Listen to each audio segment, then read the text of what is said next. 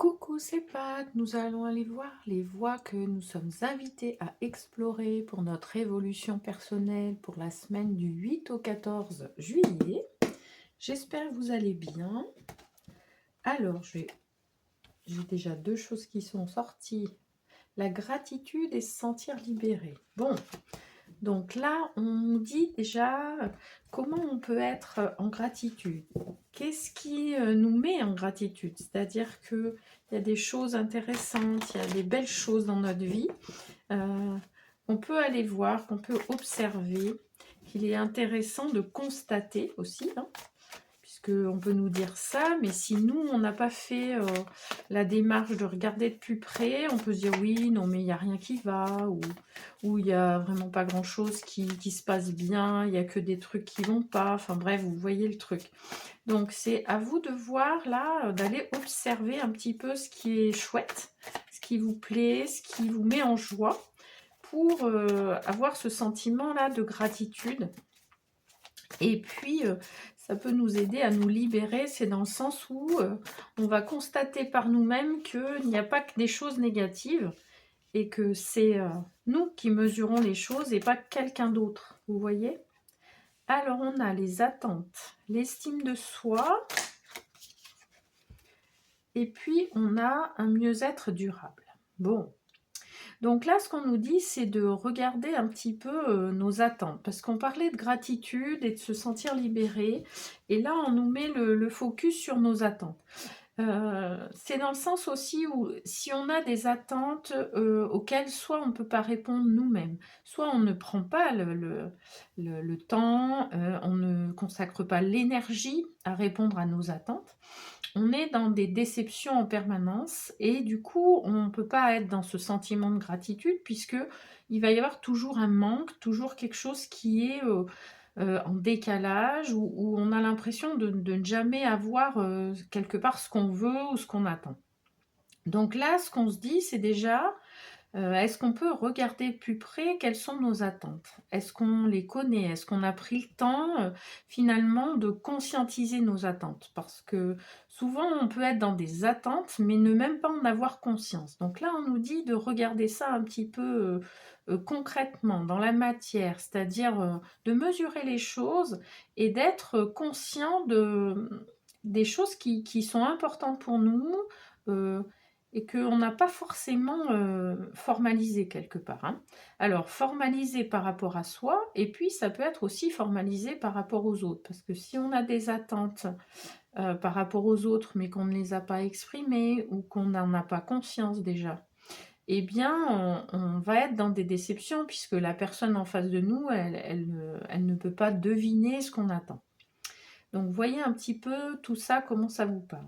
Et puis, donc, on parle d'estime de soi dans le sens où si on est toujours déçu, si on est toujours dans des attentes, j'allais dire, où il y a toujours ce décalage, il y a toujours vraiment ce sentiment de déception, eh bien, on va avoir une estime de soi qui va avoir du mal à se construire, à, à grandir, puisque on va être dans un sentiment d'échec en permanence, en fait. Donc là, ce qu'on nous dit, c'est que si on a conscience de nos attentes, et si on met en place des choses petit à petit, jour après jour, pour arriver à y répondre, et puis qu'on ose les exprimer aussi, hein, vis-à-vis de nos proches, eh bien, on va construire cette estime de soi, on va c'est comme si on met une petite brique au quotidien, vous voyez?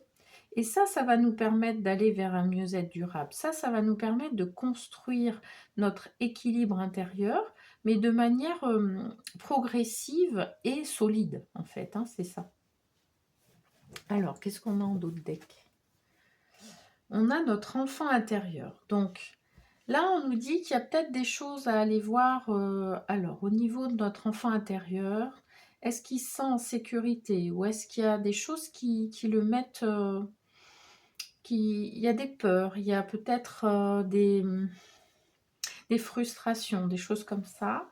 Et puis, Donc au niveau de notre enfance, on peut aller voir ça puisque ces attentes qu'on a aujourd'hui vis-à-vis de soi, mais aussi vis-à-vis des autres, ça peut être lié à notre parcours au niveau de notre enfance. Donc allez voir peut-être essayer de faire le lien entre ce qui se passe aujourd'hui et ce qui s'est passé au niveau de votre enfance. Alors, c'est intéressant d'avoir les 2 entrées, hein, c'est-à-dire de voir aussi, les bons moments, c'est-à-dire ce qui s'est bien passé dans les contextes dans lesquels vous étiez bien et cetera. Parce que ça peut vous permettre aussi de voir, justement ce qui est OK pour vous, ce que vous avez réussi à construire, à avoir des bases solides et du coup à consolider cette estime de soi, hein. On n'est pas en train de regarder que ce qui ne va pas, on regarde aussi ce qui nous permet d'avoir des bonnes fondations, ce qui nous permet d'être bien. Et on parlait tout à l'heure de gratitude, hein, c'est exactement ça, hein, d'accord? Qu'est-ce qu'on a derrière? Ouais. Alors, on a le courage, la force intérieure et on a se respecter. Ça peut être aussi, effectivement, ça demande du courage d'aller regarder ça de plus près, hein, puisque ça nous demande d'être objectif, d'être juste et d'être honnête, hein, parce que on peut aussi des fois être dans le déni, ne pas trop voir et se dire non mais en gros, c'est de la faute des autres, plutôt que de se dire: «Bah, qu'est-ce qui relève de ma responsabilité?» et en particulier de se respecter, ça relève de notre responsabilité. C'est nous qui, mettons en place des choses pour se respecter soi-même et du coup, se faire respecter des autres. Alors c'est pas forcément évident, hein, je vous dis pas le contraire. Ne pas hésiter à aller, solliciter des personnes ressources pour vous aider par rapport à ça. Ça peut être un professionnel, ça peut être un ami, ça peut être, enfin voyez, ce qui vous parle, mais en attendant là, ce qu'on nous dit, c'est que notre responsabilité, c'est de, mettre en place des choses pour se respecter et on y va tranquillement, progressivement, avec douceur, pour arriver à équilibrer les choses et à être dans ce mieux-être durable. D'accord? Alors, on va aller voir dans le tarot les conseils qu'on nous donne pour avancer sur ce chemin à notre rythme, hein. Encore une fois, hein, je précise, hein, parce que on n'est pas là pour faire du forcing, hein. On est là pour y aller à notre rythme. C'est vraiment très important. Ça ne veut pas dire qu'on n'y va pas du tout et qu'on reste coincé, hein. Et si c'est le cas, c'est ok, on se fait aider, hein. Voilà, c'est tout. On ne peut pas arriver à toujours se débrouiller sur tout, à tout maîtriser, hein. C'est aussi ça là qu'on nous dit, c'est de ne pas hésiter à solliciter un petit peu l'extérieur quand c'est nécessaire, quand on en a besoin. Alors, donc là on nous dit nos attentes, ça peut être aussi une question de patience, puisque là avec le 7 de denier, c'est on a planté des graines, on plante des graines, et quand on est en train d'avancer sur chemin, bah oui, ça prend du temps, hein. C'est dans ce sens-là avec le 7 de denier, c'est quelque part soyez patient, ça veut dire, hein. Dans le sens où on plante des graines, on arrose, il y a besoin de lumière, il y a besoin de temps. Et petit à petit, on construit les choses. Et là, on parle du pape. Donc le pape, c'est un arcane majeur qui nous dit, alors on nous parle de sagesse, on nous parle aussi de transmission. Donc vraiment, ce que je vous disais, c'est de ne pas hésiter à aller solliciter des personnes qui vont pouvoir vous aider, hein, là-dessus, où vous dites, non mais là, cette personne-là, elle va être tranquille, elle va pouvoir m'apaiser, elle va m'amener un éclairage, un angle de vue différent, etc. Vous voyez? Alors, qu'est-ce qu'on a en d'autres decks? Oui, on a l'ermite. Donc l'ermite, c'est aussi un arcane majeur. Donc là, on est quand même sur des choses profondes, vraiment importantes. Vous voyez, existentielles, hein. Et là, on nous dit l'ermite. Alors, soit c'est vous qui avez besoin justement de prendre du temps pour regarder la situation autrement. L'ermite, il est tourné vers le passé, il a sa petite lanterne et il observe tout ce qui s'est passé jusque-là et il arrive à avoir un autre angle de vue quelque part pour en tirer des enseignements, pour voir tout ce qu'il peut apprendre de tout ce qui s'est passé jusque-là. Ça peut être donc vous qui arrivez à faire ça de manière autonome, ou ça peut être d'aller chercher quelqu'un en lien avec le pape pour vous aider à faire ce travail d'observation et, et avec un esprit vraiment constructif, vous voyez. Puisque si on le fait tout seul, des fois on est très critique, on va juste s'autoflageller et pas vraiment en tirer tout ce qu'on peut en tirer de positif de ce qu'on a vécu. Vous voyez comment ça vous parle. Là, on parle du cavalier de coupe. Qu'est-ce qu'on a? Ouais. On peut être un peu pris entre deux, avoir l'impression d'être bloqué. Et là, on nous dit d'ouvrir notre cœur, d'être à l'écoute de nos émotions. D'oser quelque part explorer aussi ce côté-là émotionnel, sensibilité, vos ressentis, etc. Puisque, bon, on peut avoir ce sentiment de blocage là, mais le fait d'oser ouvrir son cœur, d'oser être à l'écoute de ses ressentis, ça va nous permettre justement d'y voir plus clair. Et puis voilà, d'oser aller chercher ces personnes ressources si besoin, pour pouvoir décider, pour pouvoir se positionner, pour pouvoir avancer avec un engagement aussi. C'est ça que je ressens, parce que la reine d'épée, elle décide, elle se positionne, elle a analysé les choses de manière vraiment objective, vous voyez. Alors, on va aller chercher une petite carte dans Murmure de guérison.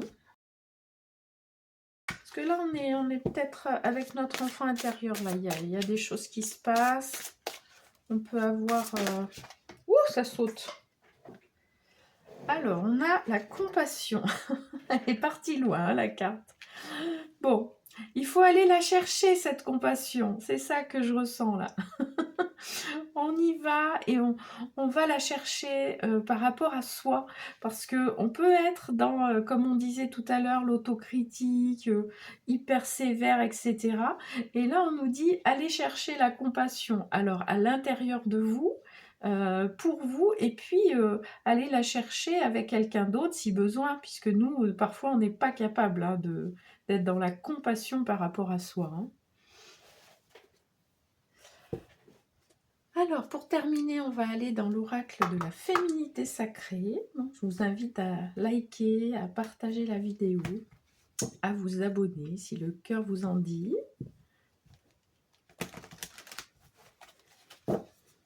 C'est ce qui fait grandir la chaîne et me permet de diffuser le message à plus de femmes. Alors, on est dans la danse du yin-yang. Bon, lorsque la voie du milieu est trouvée, tout est équilibre, il n'existe plus de dualité. Donc là, c'est intéressant parce qu'on peut avoir ces attentes, on peut être dans ce manque d'estime de soi, parce qu'en fait, il y a un déséquilibre entre notre côté yin et notre côté yang. On peut avoir ce besoin d'action, de se positionner, d'avancer, etc. et d'être dans ce côté yang, mais sans faire attention, sans être dans vraiment ce ressenti, cette ouverture de cœur, d'être à l'écoute de vos émotions, etc. Et là, on a du coup un déséquilibre entre le côté yin et le côté yang. Quand on est aussi dans des attentes et qu'on on est dans ce côté où ça doit être comme ça, pourquoi c'est pas comme j'ai décidé, etc. Eh bien, on est dans ce côté yang un peu, on rentre dedans, quoi. Mais là, on nous dit, c'est très bien d'être dans un côté yang, d'être dans l'action, de mettre en œuvre des choses, de pouvoir planter des graines, etc. Mais c'est important aussi de prendre le temps nécessaire, d'être à l'écoute de soi, de faire des choses étape par étape, etc. Donc c'est dans ce sens-là où on a cet équilibre entre le yin et le yang, cette danse entre les deux, hein, pour en fait ne plus être dans une dualité, mais on jongle entre les deux. C'est magnifique. Voilà, et ben écoutez, je vous souhaite une belle semaine, je vous envoie plein de belles énergies et je vous retrouve la semaine prochaine.